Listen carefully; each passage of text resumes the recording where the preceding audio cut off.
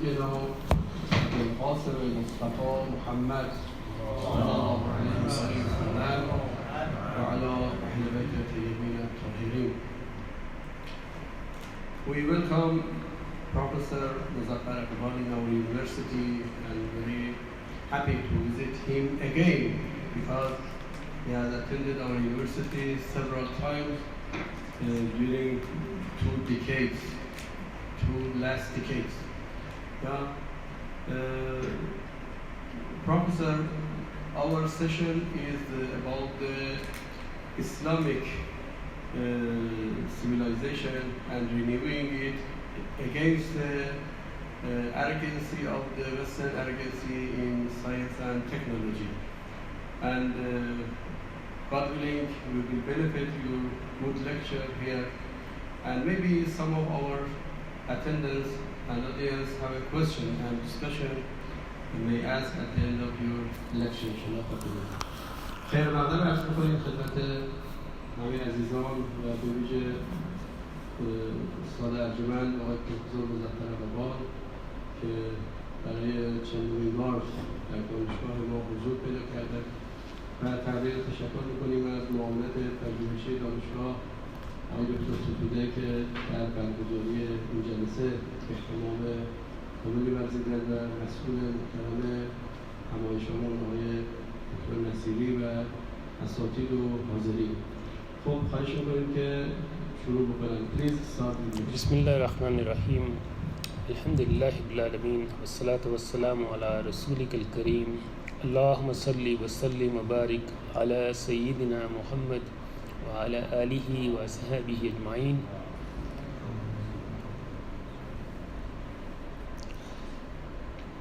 When I was invited to be here,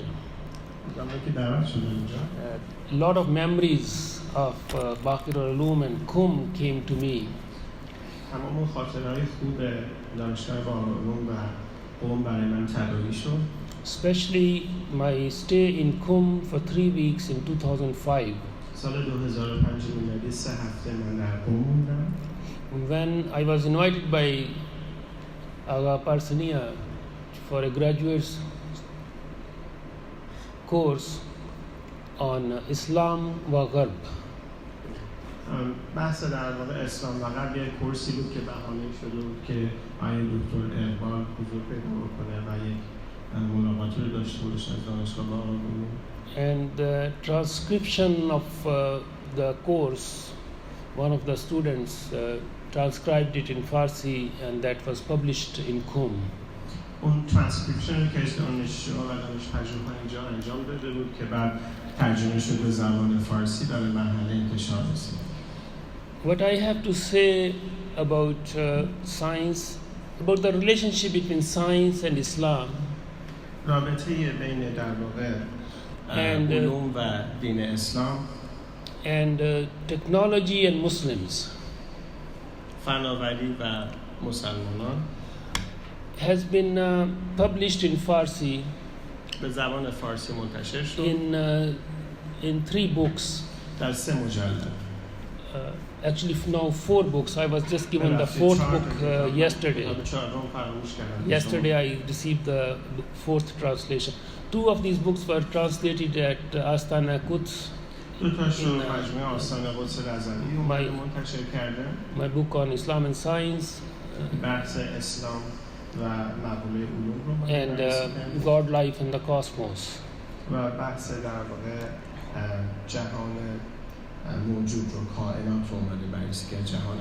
But the book most relevant to our discussion is called Islam, Science, Muslims and Technology.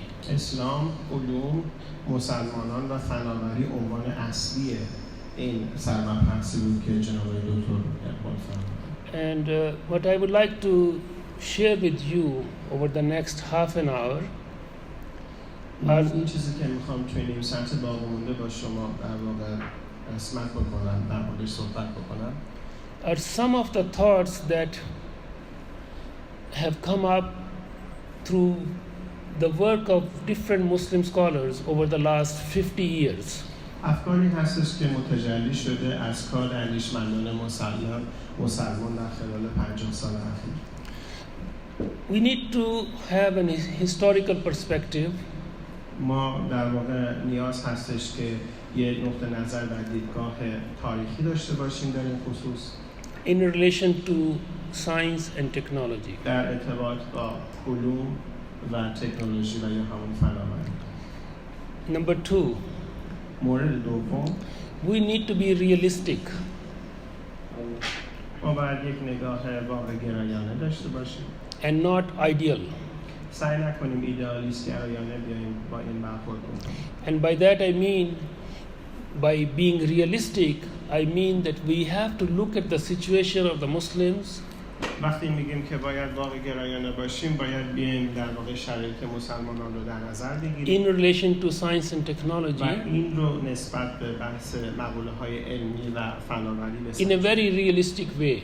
و خیلی واقع گرایانه این ارتباط رو بیاییم بررسی بکنیم These are the two important aspects این دو مقوله میتونه در واقع دو جنبه مهم این مبحث علم بشه So historically speaking, از نقطه نظر تاریخی اگه بخوام به این منظر بنگرم we need to accept باید بپذیریم که that all of modern science تمامی دانش‌های and all of نوین modern technology و تمام فناوری‌های نوین is the production of non-Muslims. در واقع فرآورده‌ها و تولیدات جوامع غیر مسلمان هستند. Now, we can say that there are some Muslims میتونیم اذعان کنیم برخی جوامع who have published and invented things as well. But when we say that this is primarily a non-Muslim enterprise, we mean that the Muslims, individual Muslims who worked at MIT or another lab in America or Canada or Europe, they were Muslims, but they were working in the kitchen of the Western civilization. متاسفانه اون درصد باقی مانده از جوامع مسلمان و اندیشمندانی که میان تولیدات علمی میکنن و در واقع مواردی رو منتشر میکنن و کمک میکنن به این پیشبرد تکنولوژی و فناوری تحت لوای همون شرکت ها و کمپانی های غربی دارن کار میکنن و میان دوباره به این بدنه دانش غرب میافزاین اضافه میکنن یعنی محاسبه نمیشن که اینا در واقع کانتریبیوشنی هستش که جوامع مسلمان افراد مسلمان که برای MIT و سایر مؤسسات معتبر کار میکنن دارن So the example is like the kitchen. مثل آشپزخونه مونه مثالش What is cooked in a kitchen اون چیزی که تبخ میشه در آشپزخونه پخته میشه is the product of the one who owns the kitchen. در واقع فرآورده‌ای از کسی که صاحب اون آشپزخونه است. So the food that comes out of that kitchen غذا که در واقع محصول نهایی این تعامل هست depends on the needs and the ingredients that go into that food come from the person or the company or in this case the civilization. برمیگرده به اون نیازها و یا اون ترکیباتی که اون کمپانی و یا اون فرد میاد استفاده میکنه در روش در واقع درست کردن اون غذا. Civilization that produces that science and technology in this particular case. در این مورد به خصوص که صحبت کردم تمدنی که میاد این بدنه دانش رو ایجاد میکنه As opposed to this view, نقطه مقابل این دیدگاهی است که خدمت اساتید محترم عرض کردم. there is this view that science and technology they don't have a religion. اونا بر این باورن که علم و فناوری در واقع ارتباطی با بحث مذهب ندارن. That they are universal knowledge base of all humanity. ما میگن بر اساس در واقع بحث علوم انسانی هست و جهان شمول هستن تکنولوژی و فناوری که میاد به دست میاد. I have very strong reasons not to believe دلایل بسیار محکمی دارم که باور نکنیم همچین استنباط غلطی رو that science and technology are culture and religious neutral. نمیتونیم بگیم که علوم در واقع و فناوری خنثی هستن از منظر فرهنگی و مذهبی کاملا بیایم این جنبه ها رو نادیده بگیریم. I discussed this in my books that I mentioned. We don't have time to go into the details, but I do want to quote Heisenberg. میخوام اشاره به هایزنبرگ کنم. من تو کتابم داره به تفصیل اومدم توضیح دادم، اما زمان نیستش. من سعی میکنم یه اشاره‌ای داشته باشم به اون در واقع موارد اساسی کتاب. You know Warren Heisenberg, the physicist فیزیکدان هایزنبرگ فیزیکدان هست who gave us this very important breakthrough that we cannot determine the place and the energy of the atom at the same time. The indeterminacy principle. Warren Heisenberg. عجیبی رو انجام داده که ما نمیتونیم سرعت اتم و در واقع جایگاه دقیق اون رو بیایم بهش برسیم و محاسبه بکنیم. And Heisenberg is at the top level, just like Einstein and Newton, and at that level, he was a great. هایزنبرگ هم سطح اینشتین در واقع و سایر دانشمندان هست از همون درجه بالا برخوردار. But in one of his essays in the 1950s, he wrote that every tool that is invented, and technology is tools. در یکی از مقاله هاش به سال 1950 میلادی اشاره کردن که هر موردی که میاد اختراع میشه و تکنولوژی و فناوری هم مستثنا از این قاعده نیست. Carries the stamp of the culture in which it is invented. مبتنی هست به اون فرهنگی که ازش برگرفته شده. اصطلاحاً مهر همون فرهنگ رو میاد میزنه، اون فناوری که از بستر فرهنگی خاص خودش برگرفته شده. Once it's invented and it goes all over the world, زمانی که این پدید میاد این نوآوری و جهان شمول میشه، فراگسترده میشه در جهان، it impacts the cultures wherever it goes. تأثیر خودش رو روی فرهنگ ها هر کجا که میره میذاره اقصا نقاط جهان. I hope I am clear. What I am saying is the following. Technology, as opposed to science, we need to make a distinction between science and technology. ما باید حتما یه حد تمایز بین فناوری و دانش و علوم بیایم قائل بشیم. اینو می‌خواستم تاکید بکنم. To give you one example, می‌خوام یه مثال عینی اینجا مطرح بکنیم. Boyle's law of gases in the 17th century, he said that a gas will fill the entire space that is given to it. اشاره میکنم به در واقع دهه 70 که any gas, if we put nitrogen in this room, it will fill the room. بگیم تمام این فضا رو میاد مملو میکنه، میگیره. But from that principle, اما از همین قاعده کلی to the point of inventing a steam engine, میرسیم به مرحله‌ای که میتونیم موتور بخار رو اختراع بکنیم بر اساس همون فرضیه‌ای که در واقع این اندیشمند مسلمان اومده ارائه داده. Steam engine is an invention, is a technique, is a part of technology. این خودش یه بخشی از فناوری هستش. That gives us ability to go from one place to another place. میاد این در واقع قابلیت رو به ما میده که از نقطه به نقطه دیگه جابجا بشیم.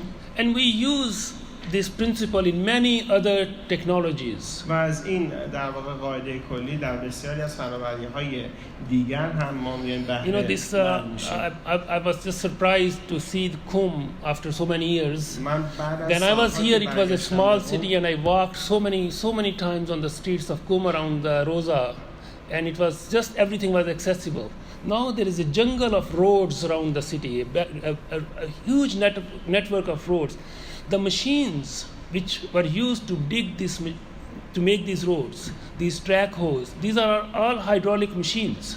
You have seen them digging, and they do the work of several hundred men in one day. These are technologies developed on the basis of scientific principles. ببینید همین در واقع ماشین‌آلاتی که میان جاده سازی میکنن به صورت هیدرولیکی هستن بر اساس دستاوردهای دانش بشری اومدن در واقع کارا جلو بردن. من بار اول که اومدم اینجا جای خیلی کوچیکی بود که میتونستم پیاده همینجا رو بگردم، ولی الان من تعجب کردم که شبکه گسترده‌ای از در واقع جاده‌ها و شاهراه‌ها اومده زده شده و خیلی بزرگ شده. But technologies, this is very important point, and this is the only point I want to share with you in this talk because we only have half an hour. The technologies change transform the way we live. ببینید فناوری اومده شیوه زندگی ما رو دستخوش تغییر خودش قرار داده. Technologies have changed the way we produce food. نوعی که ما میایم محصولات و میوه‌جات رو تولید میکنیم تغییر داده. The way we transport food. روش انتقال میوه ها رو اومده تغییر The داده. way we construct our buildings. سازه هایی رو که میایم ایجاد میکنیم ساخت و ساز رو اومده تغییر داده. And the way we interact with each other. و روش تعامل و شیوه های تعاملی رو حتی بین افراد و انسان ها اومده دستخوش تغییر قرار داده. Technologies have tremendous power فناوری قدرت بسیار زیادی داره to transform civilizations. و بیاد حتی تمدن ها رو تبدیل بکنه به یک ماهیت دیگر. Even now, like if we look around, همین الان که همه we are able to transform oranges into these packets. ما میایم پرتقال رو در واقع در قالب بسته های آب پرتقال. This was unthinkable. این شاید قبلا اصلا نمیشد تصورش هم بکنه که همچین اتفاقی بیفته. 50-60 years ago. شاید 60 سال پیش همچین تصوری بعید به نظر میرسید. What does it do to the lifestyle? اون اتفاقی که برای شیوه زندگی افراد در اقصا نقاط جهان افتاده to the daily routines and rhythms of the life in a given culture. برمیگرده به اون ریتم و نوع زندگی اینها که در بستر فرهنگی و تمدنی که در اون به سر میبرن اتفاق میفته. I remember when I was living in Qum in 2005 in the guest house of Markaz Tablighat. مرکز تبلیغات ظاهراً یه مهمانسرای به آقای دکتر اقبال داره. But adhan namaz Fajr, suddenly the city would wake up at the time of the Fajr prayer, and I will walk to the Roza to pray Fajr, and the streets will be full of people going for the Salah, for the namaz. خیلی جالب بود که برای نماز صبح در واقع وقتی همه بلند شدن there was a rhythm of life. There was a rhythm of life. این یه ریتم زندگی بود که حالا توی شهر مذهبی مثل قم شما شاهد این در واقع and the entire day was structured around the 5 prayers, the times of the 5 prayers. واقعا میتونستم من ببینم که کل برنامه‌ریزی شهر اومده بر اساس اون زمانهای پنجگانه ادای نماز طراحی و تقدیم شده.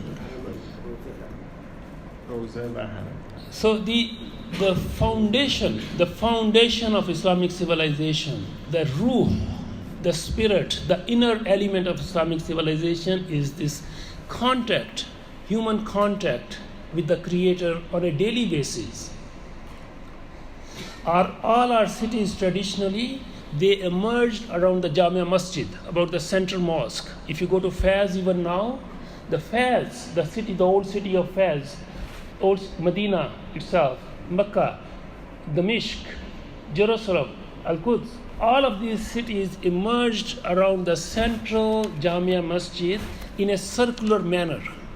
اشاره میکنن که معمولاً اشاره کردن به دمشق، اورشلیم، مکه و سایر شهرهای مذهبی که بافت‌ها اومدن در حول و اطراف اون مسجد جامع شکل گرفتن و این ریتم رو ما شاهدش هستیم. Even if you go to I have walked on the streets of Hamadan in the old bazaar. بازار قدیم همدان زمان in the streets of in the bazaar Tehran, the old bazaar. All of these bazaars in Lahore, in Tabriz, in Istanbul, all of these bazaars are circular. یه حالت مدون داشتن اینها. You know why? میدونید دلیلش چی بود؟ Because if you look at the masjid in the middle, if you build your houses and your shops in a circular manner, everyone can come to the masjid straight. اگه حالت دوار داشته باشه دسترسی به مسجد که تو مرکز قرار گرفته خیلی برای همه راحت‌تر میشه. Shortest distance is in the center. فاصله رو طی می‌کردن. But the these cars we have, they don't go in circles. They want straight roads. Cars need straight roads. اما ما ماشین‌ها رو می‌دونیم که نیاز به مسیر مستقیم دارن. That's why all the cities in the Western world, after the Industrial Revolution, they have straight roads. حالا They don't ببینید have بعد از circular roads. انقلاب صنعتی تمام در واقع شهرهای We need technology. جاده‌های مستقیم دارن فقط. Technology in the form of motor cars has dictated how the cities are going to emerge. ببینید فناوری در قالب جاده‌های مستقیمی که اومدن احداث کردن اومده دیکته کرده که چجوری یک شهر باید بیاد حتی سازماندهی بشه، تأسیس بشه. Not only that, even in the form of, if you look at the dwelling places, جاهایی که افراد به صورت متراکم زندگی میکنن اگه دقتی بفرمایید. in the old Islamic cities, در شهرهای قدیمی مذهبی the houses, especially in Fez, Lahore, old cities, the houses, the wall would be facing the street, circular street. رو به در واقع خیابان بود و یه حالت مدون داشت، مخصوصا شهرهای مذهبی قدیمی رو. And inside, and this is apparent in Isfahan as well, inside there will be a courtyard. Why? Because we need privacy. We need privacy for our women. Our houses are not open spaces everyone can look at. برای اینکه ما مسلمان هستیم و برای جامعه زنان خودمون یه پرایوسی، یه در واقع امنیتی که حالت خصوصی داشته باشه لازم داریم. ما نمیخوایم که از پنجره و یا در واقع از بیرون خونه هر کسی بتونه دیدی داشته باشه به داخل. This is both cultural and religious. هم مذهبی هست و هم فرهنگی. دو تا المان اینجا با هم لحاظ میشه. And the technologies developed by Muslims in the pre-modern times, اما فناوری که اومده در این زمان مدرن توسط جامعه مسلمین took into consideration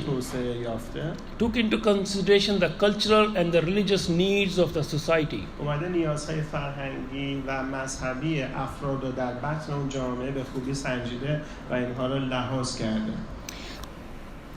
And those technologies were also in harmony. و این فناوری‌ها با همدیگه در واقع یک تعامل و هماهنگی و هارمونی خوبی رو ایجاد with the physical environment. با اون محیط اطرافش و محیط پیرامونش.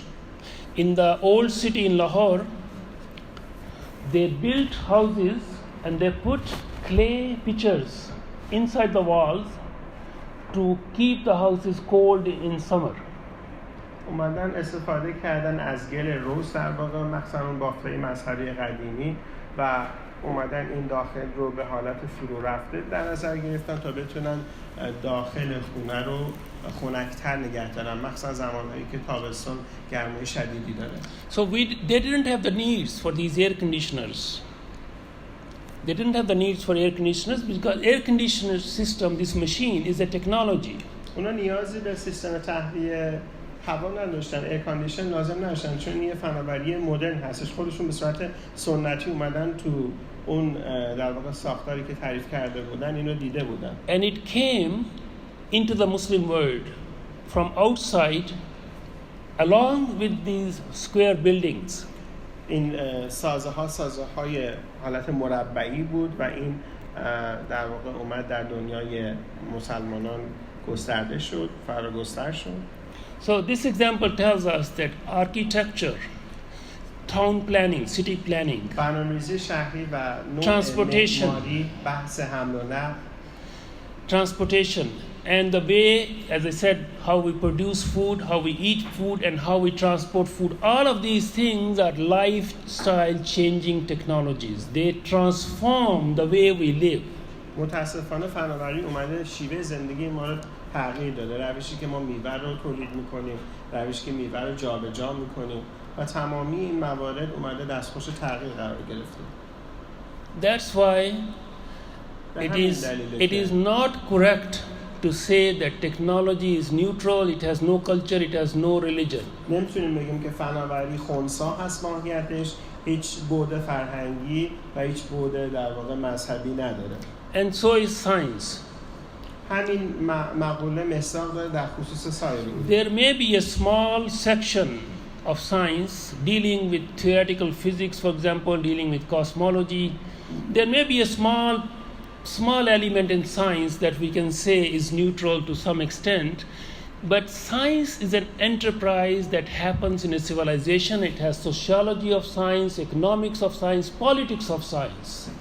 ببینید بحث There is جامعه politics of science. There is شناسی، بحث مقاله های سیاسی علم، بحث اقتصاد علم، اینها مقاله هایی هستن که ما نمیتونیم نادیده بگیریم. گاهن ممکنه شما تو در واقع مقاله های فیزیک و مقاله های بررسی در واقع کازمولوژی و جهان شناسی ما المان هایی رو ببینیم که کمتر بتونیم اون موارد در واقع مبتنی بر اسلام رو داخلش پیدا کنیم، ولی اکثرا ارتباط تنگاتنگی داره. And 90% of science is funded by two dominant sectors in the Western world.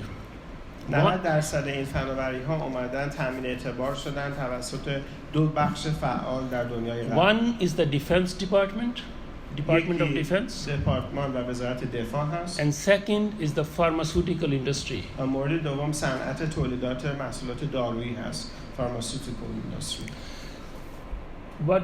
The money that goes into scientific research is heavily linked پولی که صرف در واقع تحقیقات میشه ارتباط تنگاتنگی داره با with the political and economic agenda. با دستورالعمل‌های سیاسی و اقتصادی. When it translates into technologies, وقتی که تبدیل میشه به فناوری، it becomes a matter of huge profits. بحث یک حاشیه سود قابل توجه رو میاد رقم میزنه. That is why I called it the istikbar al-ilm wa fan abri. Istikbar in the sense that the culture, the civilization, the people who produce science and technology, they are the owners of the kitchen and they feed the rest of the civilization and the culture and say, you eat this now, you live like this now, you go from place to place using this machine. این همون نکته‌ایه که من خدمتتون عرض کردم. زمانی که شما این فناوری رو ازشون میگید، اون فرهنگ رو هم به شما دیکته میکنن. حالا شما این محصول رو از ما گرفتید، این مصرف غذایی رو هم باید داشته باشید. این نوع تغییر و تحول رو بیاید در نظر بگیرید. این نوع جابجایی رو باید در نظر بگیرید با این روش، با این سبک و سیاق. And the state of the Muslims has been like someone who was hungry for 300 years and suddenly food came in front of that person. این چیزی که الان برای بیداری جامعه اسلامی اتفاق افتاده اینه که 300 سال ظاهرا اینا آگاه نبودن و گرسنه بودن و حالا یه دفعه کلی غذا و میوه اومده روی این میز قرار گرفته شده. So the entire Muslim world has been thirsty and hungry for any kind of technology that is thrown into the Muslim world, whether it is second and third class defense system or the latest gadget in communication, computers, cell phones, anything.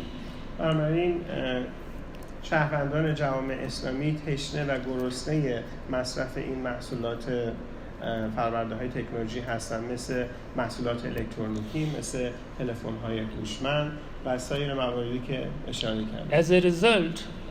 As a result, the transformation of the Islamic cultures which has happened during the last 50 years is just mind-boggling. باور بفرمایید که 50 سال اخیر این در واقع تبدیل و تحولی که در بحث تمدن اسلامی اومده اتفاق افتاده بسیار مثبت و خارج از تصور بوده. Those of you who have gone to Mecca and Medina in recent years شما اگه به مکه و مدینه مکرمه رفته باشید در خلال سالهای would know what I'm saying, because those two cities look like you are in Paris. شهرها کیفیتی دارن که شما حس میکنید در پاریس دارید قدم میزنید. Just imagine if there was some wisdom and there was some thought to preserve the Islamic nature of the environment of Mecca and Medina, and instead of these ugly towers flashing laser beams over the haram at the middle of the night when you want to go there to pray, and these lights are bombarded on you. If there was some wisdom, if there was some thought of preserving, what would they do? They would create a huge green space around the haram and say every pilgrimer goes stay outside this green space, walk to the masjid or have unirail or something else instead of these ugly towers that now dominate the house of Allah subhanahu wa ta'ala.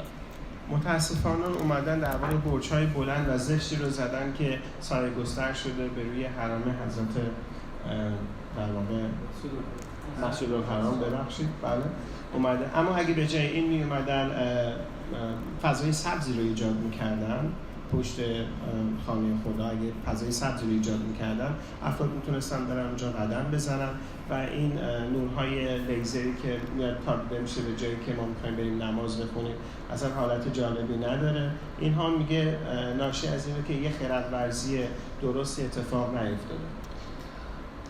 I should stop. I'm getting, but the point I'm making is that the technologies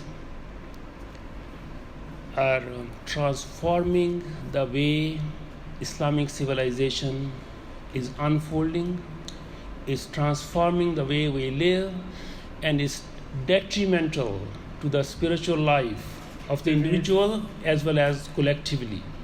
فناوری در واقع یه بخش لاینفک زندگی فردی و حتی گروهی ما در بطن جوامع هستش و ما باید از همین استفاده بکنیم تا بتونیم تبدیل بکنیم اون دستاوردهای فرهنگ و تمدن اسلامی خودمون رو، چون ما نمیتونیم بگیم که ما الان ثابت شده که میاد تاثیر خودش رو روی فرهنگ و یا شیوه زندگی افراد میذاره.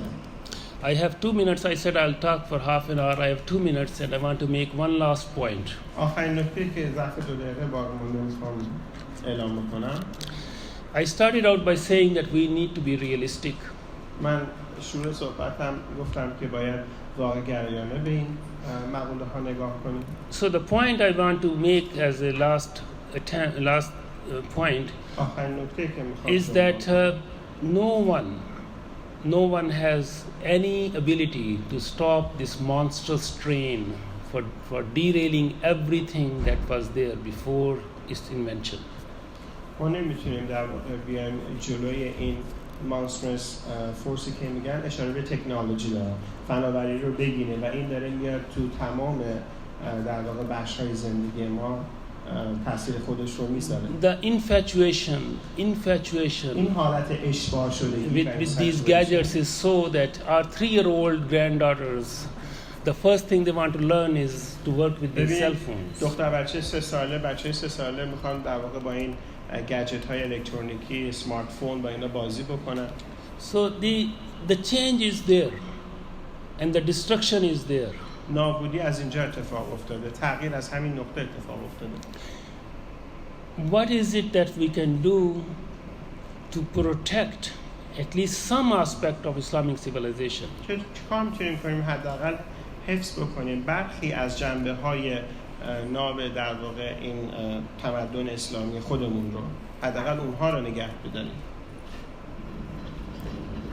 At this point, I think the only thing we can do is to increase the awareness باید سطح آگاهی رو بالا ببریم and pinpoint that these traffic jams in our cities, this disconnect with the natural world, this inability to live in harmony with the seasons and the rhythm of the natural world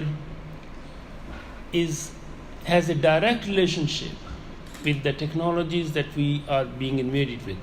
This awareness. باید این آگاهی رو بالا ببریم که استفاده بی‌رویه از این فناوری اومده در واقع اون هارمونی ما رو با اون سبک و سیاق طبیعی زندگی که باید داشته باشیم بر هم زده. در واقع بحث ترافیک رو اشاره کردن که اومده اصلا ما رو از این فضای زندگی نرمال جدا کرده. اینا همه پیامدهای منفی استفاده از فناوری هستن. Because this trend is not sustainable. این یک رویکرد پایدار نخواهد بود. The center, geographical center of the production of technology is China. نقطه جغرافیایی تولید در واقع فناوری is China. Chinese haven't invented technologies, but that's where the manufacturing happening. Manufacturing is happening in this vast land, which is unprecedented in the history of human beings that one country is feeding the technological hunger of the entire world.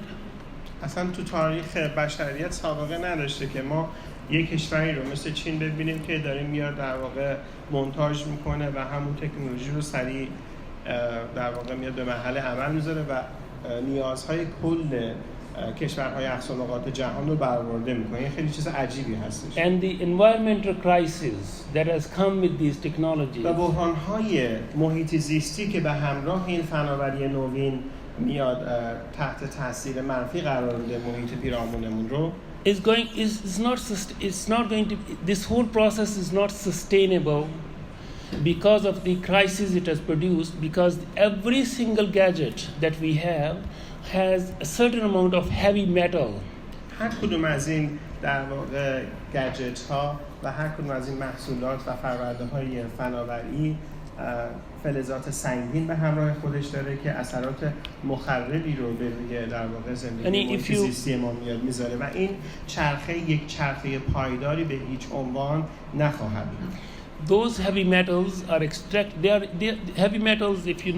If somebody is in chemistry here, اگه اینجا کسی بک‌گراند کمیستری داره، آقای دکتر اقبال پی‌اچ‌دی اولشون تو شیمی بوده، بنابراین